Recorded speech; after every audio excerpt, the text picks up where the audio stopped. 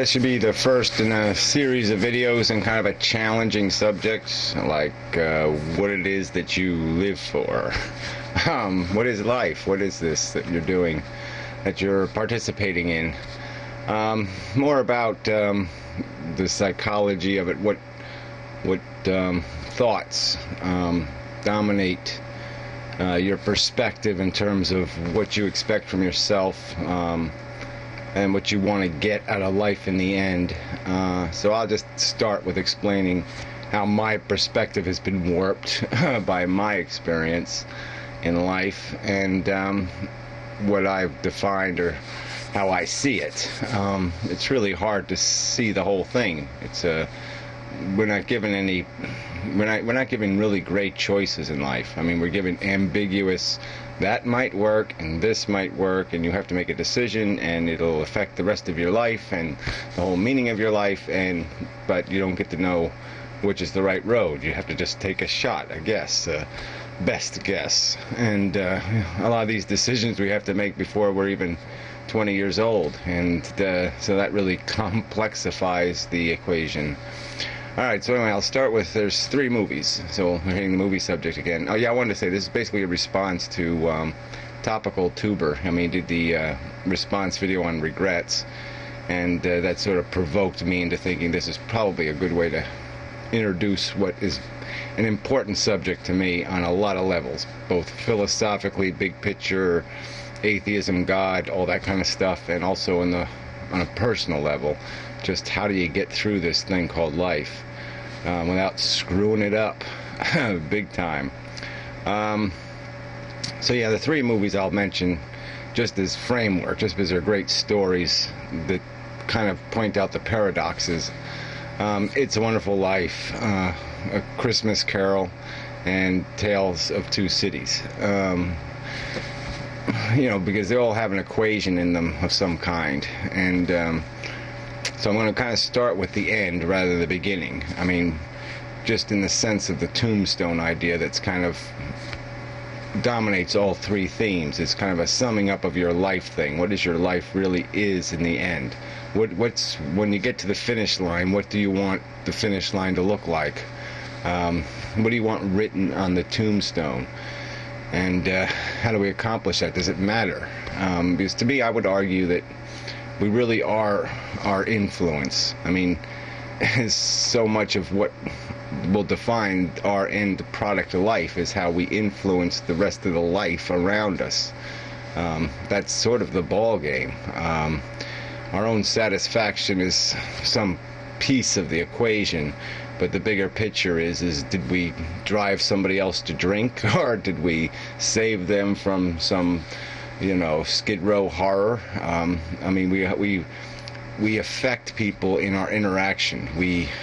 By being part of their life, something else might not be part of their life. We change their destiny. Just making this video, I'm fucking with your life. As strange as that sounds, I am, and we all have to take responsibility for that influence. We don't have to. Obviously, people can just say, no, sunshine, lollipops, rainbows, I ain't gonna worry about it. So I'm just, by my philosophy, from my perspective, we are sort of responsible, even though we can't control all of that. I mean, I'm making this video with no intention to screw up anybody's brain and mess up their perspective. But at the same time, if that's the end result, then I have to take responsibility for the end result. That's the effect of my influence. It could be negative, it could be positive, and my intention doesn't necessarily have anything to do with that result. And so we're all responsible, and that means we all have to make serious calculations.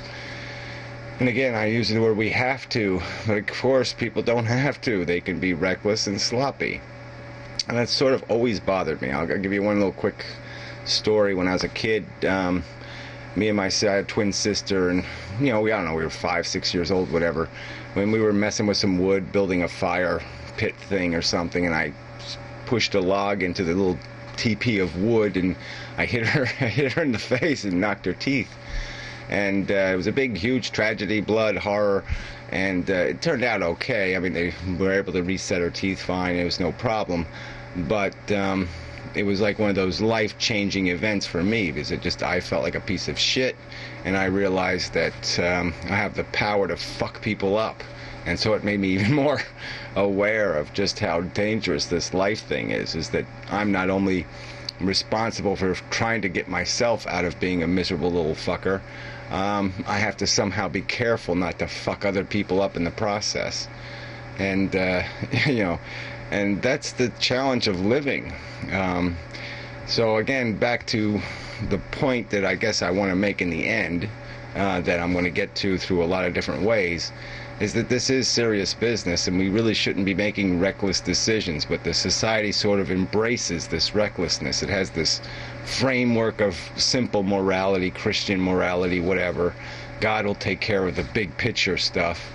And it's such a cop-out, and so we all just live as if we all play the game as if the game makes sense, and as if we can't change the structure of it. And so the structure never really changes. We just keep we're creating new victims to run this race where we don't know the floor plan. We don't know how it works. We really don't. We don't know what's going to happen. And it's just so, in my opinion, bold and reckless to engage in something of such magnitude with so little appreciation for potential consequences, the horrors that can be produced. So anyway, I want to keep this under 400 minutes. Alright, so if you look at the movie The Tale of Two Cities, it's this, the ending is basically a guy sacrifices himself for the happiness of other people. And it's a real simple equation. He's basically a miserable fucker, and he just kind of says, well, I love this person, and I don't love the other guy, but I like him enough to say, yeah, I'm gonna sacrifice myself for their future. And it sort of makes sense. Yeah, that's sort of, it's jumping on the grenade thing. I mean, if you really do the calculation and you figure that it's going to save 5 people by you jumping on the grenade, the odds are one of those 5 people is going to be worth saving, and it's probably going to be a better person than you would have been. And so it's a win.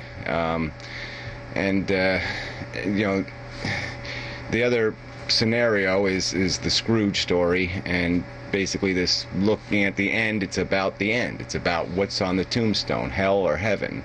Were you a shithead that consumed people and ate them? Or were you somebody that empowered people and enriched their life, or did you steal from their life throughout your life? And it's an important equation. It's an important, that really is the definition of our life. As much as people want to run from that truth, the end result is how did you affect the fucking world? You can keep pretending it's about how many times you laughed at a joke, but it isn't.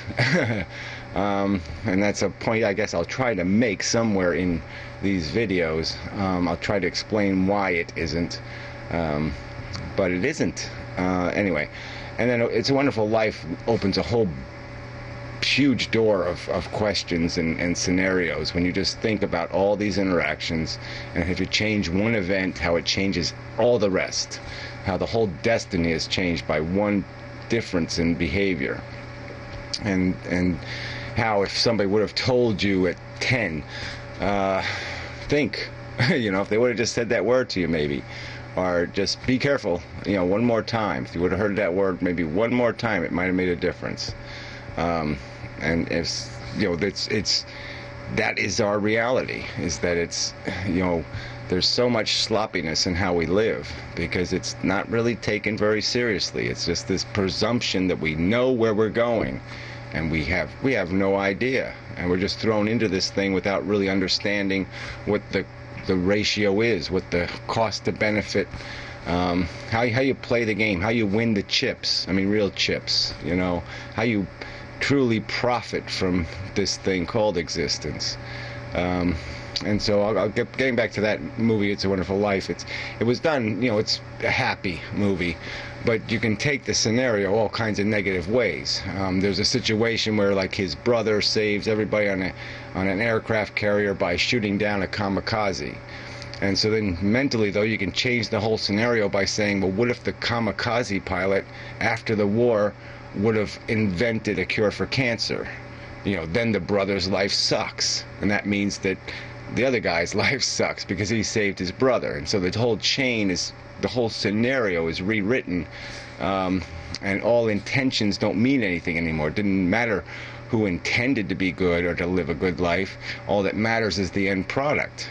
And that's the real insidiousness of this life thing, that good intentions aren't going to put the right writing on the tombstone.